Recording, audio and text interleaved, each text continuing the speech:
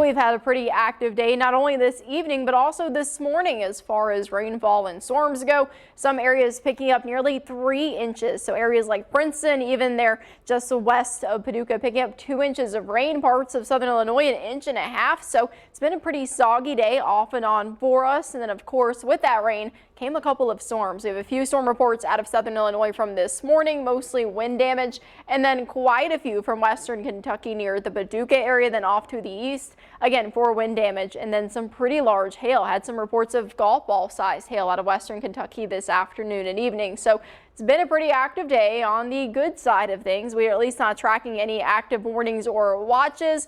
Radar is clear for the moment. So if you do have any plans this evening, I think you should be good to go. Not tracking the next round until a couple more hours. Temperature wise, though, hopefully you don't mind a little bit of that heat. We have mid 80s for Poplar Bluff, upper 80s in Sparta and Carbondale. Still tracking a lot of those nice big fluffy clouds. Metropolis still trying to recover from those storms earlier, at least as far as temperatures go, somewhere in the upper 70s. So even though temperatures are in the 80s for most of us, it feels even warmer than that when you factor in at least that humidity. But tracking those 80s and a few 90s on the board right now. 94 Mount Vernon along with Kennett way down into the Boot Hill. Still seeing that cooler air over parts of western Kentucky where those storms are continuing to move through or had recently passed through.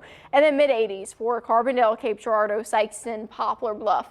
Over the next couple of hours, we'll hold on to the 80s after the sun sets, falling into the 70s. We begin to clear out, and then after midnight, the chance for rain does return. So we see those clouds fill right back in. Into this evening, tracking just hot and muggy conditions into Tuesday, though. There's that chance for a couple of morning storms that does return, and then still warmer air.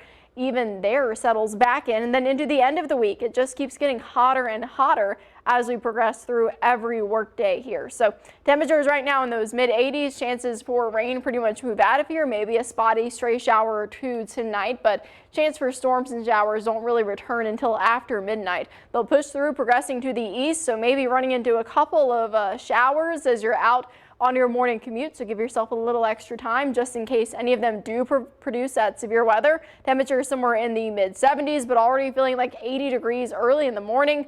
Right after lunchtime, already pushing 90. Heat of the day hitting about 92 for our high. Heat indices feeling nearly like 100 degrees. So of course, keep an eye on that heat, but then also for the chances of rain. Tuesday, we may see some severe weather set up in the morning hours. A couple of isolated storms stay with us after that almost every single day. So Storm Track 3 app, of course, coming in very handy. Keep an eye on those rain chances and also keep an eye on that heat. We've got temperatures somewhere in the 90s pretty much all week. 97 on Friday, trending to be our warmest day. Heat indices close to 105 on that day. So it's really going to get hot very fast.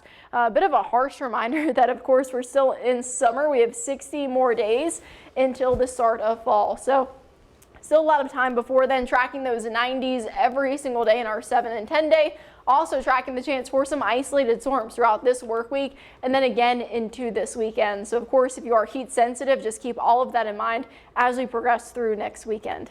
Yeah, it's good advice with those heat indices in triple digits. It is very warm. All right, thank you, Katie.